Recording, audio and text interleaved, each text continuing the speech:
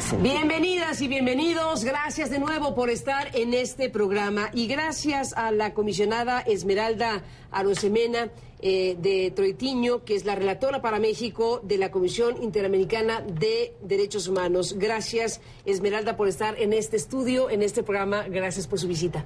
Bueno, para mí un honor, un placer y realmente una gran oportunidad de poder compartir contigo en este espacio que sé que para México y para el continente es un buen espacio. Pues muchísimas gracias por el comentario, comisionada. Estamos siguiendo de cerca esta visita de ustedes, que es importantísima, porque estamos viendo cómo la Comisión Interamericana de Derechos Humanos, que en un primer momento convocó a un grupo de expertos internacionales, el GIEI, que vinieron a México para coadyuvar con el Estado mexicano para las investigaciones de un caso emblemático, de un caso tremendo, que es el caso de los 43 jóvenes estudiantes de la Escuela Normal Raúl Isidro Burgos de Ayotzinapa, en Guerrero, en Tixla, Guerrero. Bueno, pues este caso de los jóvenes desaparecidos es una gran herida abierta en México y esto ha movilizado muchas cosas en nuestro país. En un primer momento vinieron los expertos internacionales, tristemente no se les renovó la invitación para continuar con los trabajos que estaban realizando, pero dejaron cosas muy trascendentes respecto a lo que ocurrió y sobre todo a lo que no ocurrió en este caso de los jóvenes desaparecidos. Hay lo que en México se ha llamado la verdad histórica, haciendo alusión a una declaración que hizo Jesús Murillo Caram, que fue Procurador General de la República y que en algún momento, al presentar las conclusiones de la investigación oficial, le llamó la verdad histórica. Bueno, esa verdad histórica está en entredicho totalmente con un conjunto de cosas. Se creó este mecanismo para dar seguimiento a lo que esos expertos internacionales convocados por la Comisión Interamericana, pues dejaron a México como las grandes líneas para seguir adelante en las investigaciones del caso. Ustedes, como parte de la Comisión Interamericana, están en México, fueron a la propia escuela, estuvieron con los familiares de los desaparecidos y en propia mano les han entregado este primer informe. Así es. Antes que a nadie le entregaron a los familiares este informe de balance del mecanismo especial de seguimiento al asunto Ayotzinapa de la CNDH, de la Comisión Interamericana. Estuvo también la CNDH ahí y el alto comisionado y su representación en México. Así es. Bueno, esto lo hago así como un gran contexto para preguntarle, comisionada, ¿qué es lo que están entregando? ¿Cuáles son los ejes principales del caso Ayotzinapa que entregan de esta manera a México?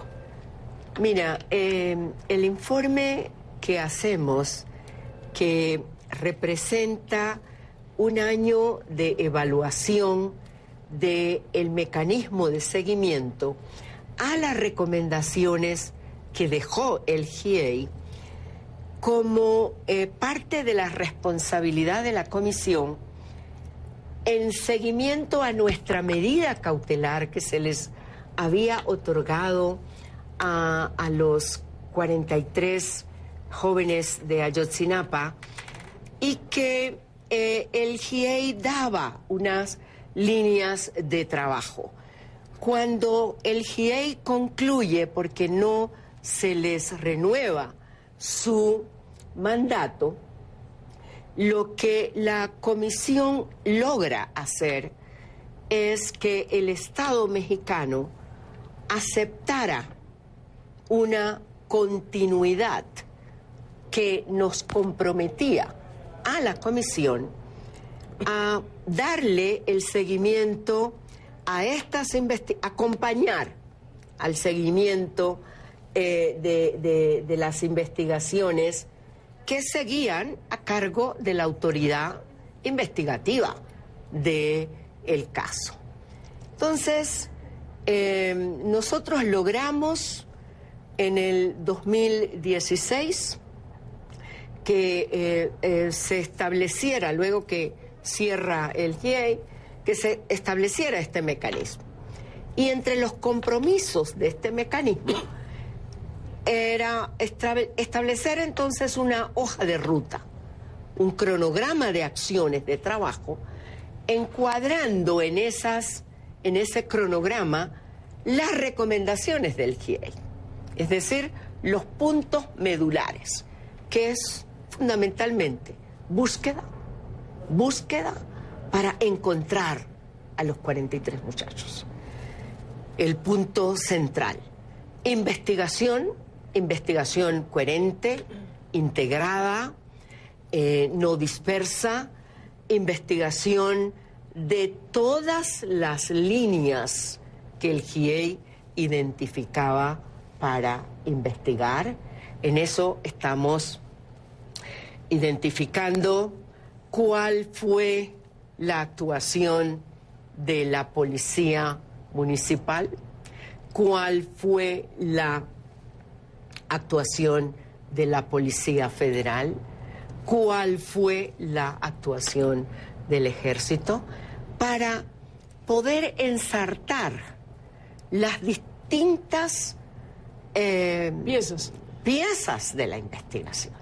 Efectivamente, está como un tercer elemento de la investigación el tema de las propias víctimas, de la atención a las víctimas. Entonces, cuadrar en ese cronograma las acciones. Entonces, nuestro informe va midiendo cuáles han sido los avances y cuáles no han sido los mismos en cada una de esas líneas.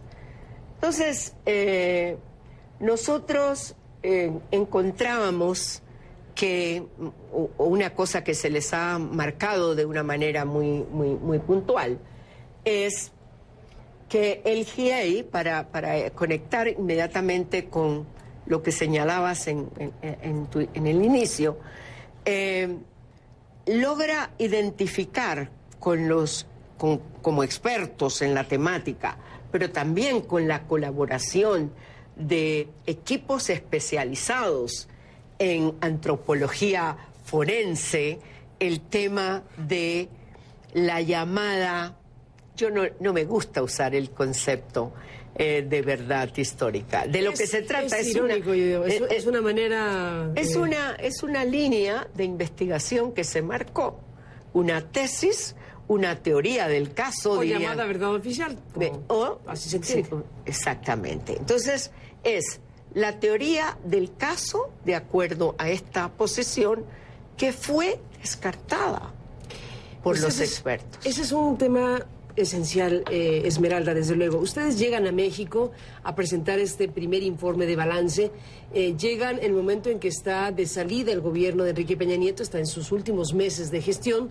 Llegan coincidentemente con el último informe de gobierno. Hay incluso una simultaneidad que es muy impactante, mientras que el presidente Peña está en Palacio Nacional dando un mensaje por su último informe de gobierno. Ustedes están simultáneamente a muchos kilómetros de distancia en esa escuela normal rural de Ayotzinapa presentando este primer informe. El contraste es brutal porque aquí hay una insistencia del presidente de la República en México de esa versión inicial de la Procuraduría que han sostenido a pesar de todo lo que se ha presentado a la mesa en términos de los avances científicos y las evidencias al respecto.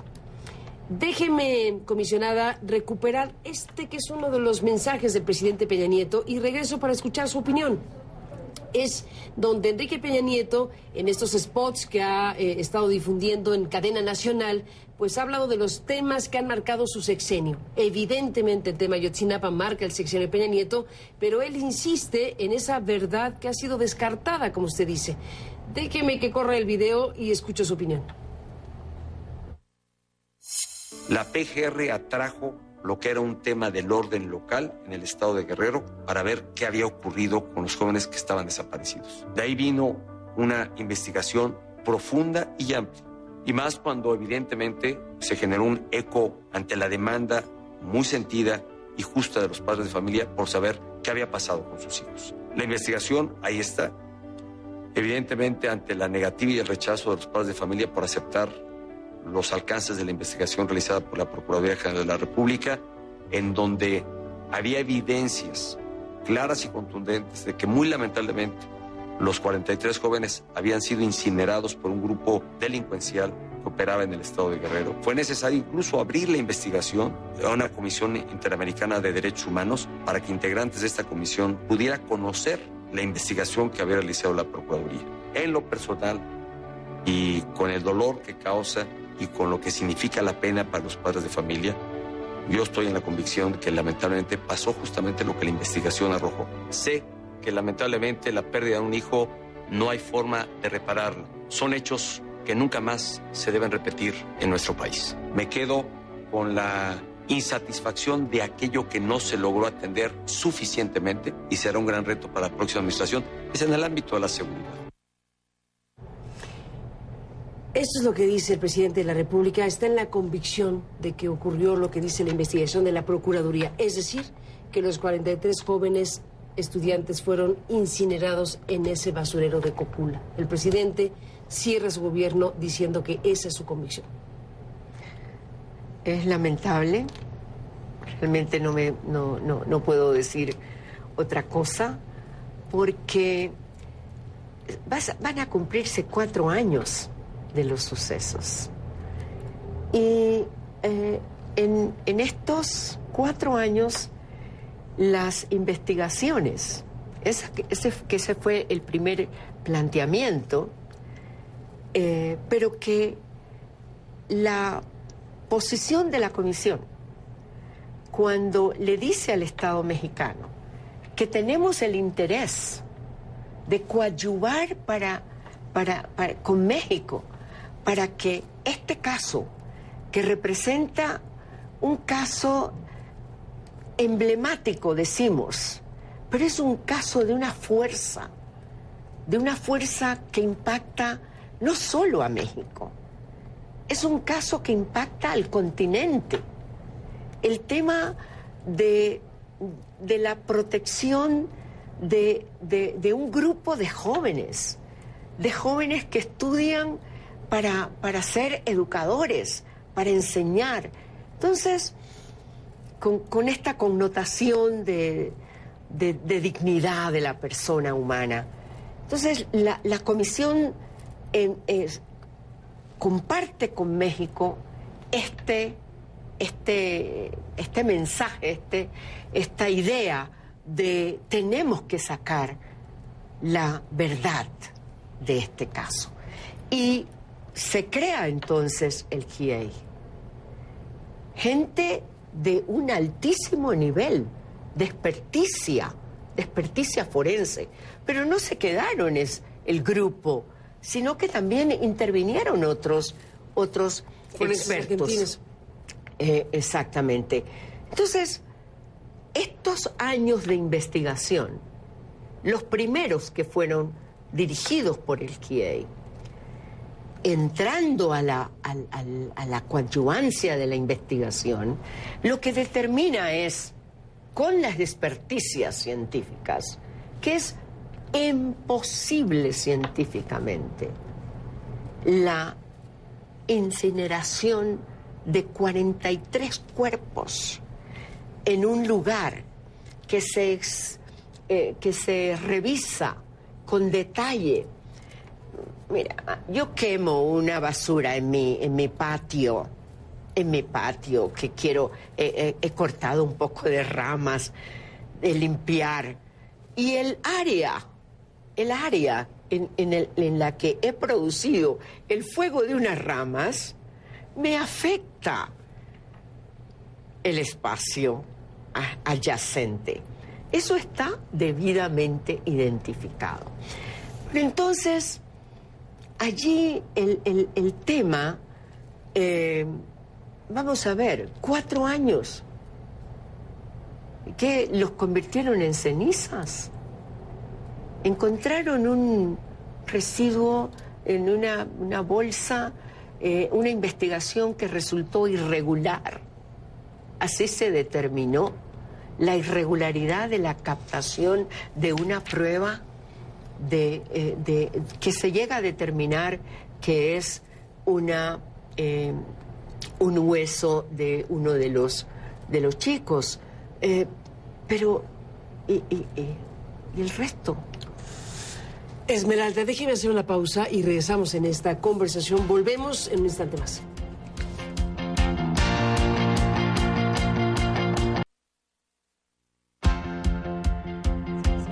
Bueno, estamos en la conversación con Esmeralda Arosemena, relatora para México de la Comisión Interamericana de Derechos Humanos. Y bueno, en el corte estamos conversando, perdón que haga un paréntesis, no, perfecto, porque noticiosamente es importantísimo también lo que está pasando en Guatemala.